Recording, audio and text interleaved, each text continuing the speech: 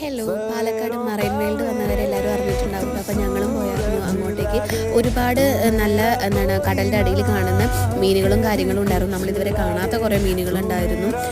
പക്ഷേ നമ്മൾ ഉദ്ദേശിക്കുന്ന വളരെ വലുതായിട്ട് എന്നൊന്നും പറയാനില്ല, ഉണ്ടായിരുന്നു, അത്ര തന്നെ ഉള്ളൂ. പിന്നെ ഈ കടലിൻ്റെ ഉള്ളിൽ കൂടെ പോകുന്ന ആ എഫക്റ്റൊക്കെ ഇല്ലേ, അതൊക്കെ എന്ന് പറഞ്ഞാൽ ഭയങ്കര ക്രൗഡഡ് ആയിരുന്നു. വളരെ ചെറിയ സമയം ഉണ്ടായിരുന്നുള്ളൂ. ഇവർക്ക് കുറച്ചും കൂടെ നന്നാക്കായിരുന്നു.